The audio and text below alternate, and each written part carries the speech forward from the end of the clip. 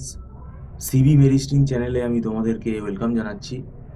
তোমরা যারা 2026 সালে বিসিএ কোর্সে অ্যাডমিশন নেবে, দেখো আমাদের এই মানে ম্যাকআউট ইউনিভার্সিটির আন্ডারে যারা বিসিএ পড়বে, এখন আমাদের গ্র্যাজুয়েশনের কোর্স 4 বছরের হয়ে গেছে, এটা তোমরা জানো।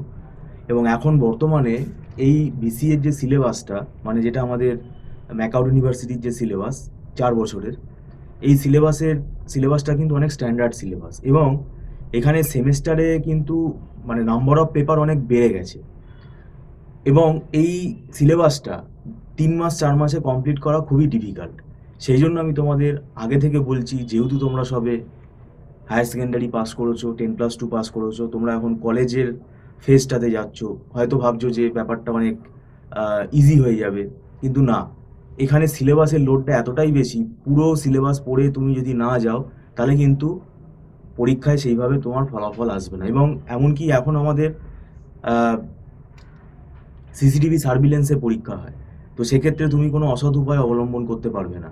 এমনকি সাপ্লিও তোমার পেয়ে যাওয়ার চান্স বেড়ে যাবে, কারণ আমরা পড়াচ্ছি, আমরা দেখতে পাচ্ছি সাপ্লি পাচ্ছে। ঠিকভাবে না লিখে আসলে, উল্টোপাল্টা লিখে আসলে কিন্তু এখন সাপ্লিও চলে আসবে। এবারে আসি তোমাদের ফার্স্ট সেমেস্টারে কী কী সাবজেক্ট আছে। ফার্স্ট সেমেস্টারে তোমাদের দেখবে প্রবলেম সলভিং বলে একটা পেপার আছে, যেটা অ্যাকচুয়ালি সি প্রোগ্রামিং। তারপরে ম্যাথামেটিক্স ফাউন্ডেশন কোর্স বলে যেটা রয়েছে, সেটা হচ্ছে ডিসক্রিট ম্যাথামেটিক্স রয়েছে, এটা গেল। আর এরপরে আর একটা সাবজেক্ট আছে, সেটা হচ্ছে কম্পিউটার আর্কিটেকচার। কিন্তু কম্পিউটার আর্কিটেকচারের মধ্যে আমরা দেখেছি ডিজিটাল ইলেকট্রনিক্সের পুরো সিলেবাসটাই দেওয়া আছে। তার মানে এই সাবজেক্টটাকে আমরা দুটো সাবজেক্ট হিসেবে পড়াবো। তাহলে কম্পিউটার আর্কিটেকচার আলাদা করে পড়তে হবে, ডিজিটাল ইলেকট্রনিক্স কিছু করার নেই, কেননা ডিজিটাল ইলেকট্রনিক্স একটা পুরো সিলেবাস, যেটা দেখলাম সেটা পুরো সিলেবাসটাই রয়েছে। তো সেই জন্য এটা তোমাদের আলাদা করে পড়তে হবে। শুধু কম্পিউটার আর্কিটেকচার ওর মধ্যে নেই, কম্পিউটার আর্কিটেকচারের সিলেবাস প্লাস ডিজিটাল ইলেকট্রনিক্সের সিলেবাস। পরীক্ষাটা হবে তোমার 100 নম্বরে, কিন্তু আমরা এখানে এটা ইকুইভ্যালেন্ট টু 2 সাবজেক্ট পড়াই, তাই তোমাদের টোটাল সাবজেক্ট হয়ে গেল 4টে। এই 4টে সাবজেক্ট আমরা পড়াবো, এবং আমরা পড়া শুরু করে দিচ্ছি বেশ কিছু দিনের মধ্যে। তোমরা যদি যোগাযোগ করতে চাও তাহলে যোগাযোগ করতে পারো, আমাদের অনলাইনে ক্লাস হয়। এবং আমাদের এখানে যারা দেরি করে আসবে তাদের একটু অসুবিধা হবে, এবং রেকর্ডিং ক্লাসেরও ব্যবস্থা আছে, কিন্তু সেটা দেরি করে আসার থেকে আগে থেকে পড়া শুরু করাটাই বেটার বলে আমি মনে করি। আর আমাদের দীর্ঘ 9-10 বছর পড়ানোর অভিজ্ঞতা থেকে আমরা কিন্তু বলছি, আমাদের এখানে যে নোটসগুলো আছে সেগুলো আমাদের নিজেদেরই হাতে তৈরি করা নোটস, যেগুলো দেখে আমরা পড়াই এবং স্টুডেন্টদের যাতে বুঝতে সুবিধা হয়। আর ম্যাকআউট ইউনিভার্সিটির এই বিসিএ আমরা বহু বছর ধরে পড়াচ্ছি, তাই পড়িয়ে আমরা এটা অভ্যস্ত। ঠিক আছে, তো সেক্ষেত্রে আমরা এর ফরম্যাটটা জানি, কিভাবে স্টুডেন্টরা বুঝতে পারবে তাড়াতাড়ি, কোন টপিকগুলো আগে পড়াতে হবে। তো সেটা আমরা তোমাদের তৈরি করে দেবো। আর আমাদের মান্থলি ফিস সিস্টেমে ক্লাস হয়, এবং এটা আমাদের নট রিফান্ডেবল। আর এটা অ্যাডভান্স পেমেন্ট করে ক্লাস করতে হয়।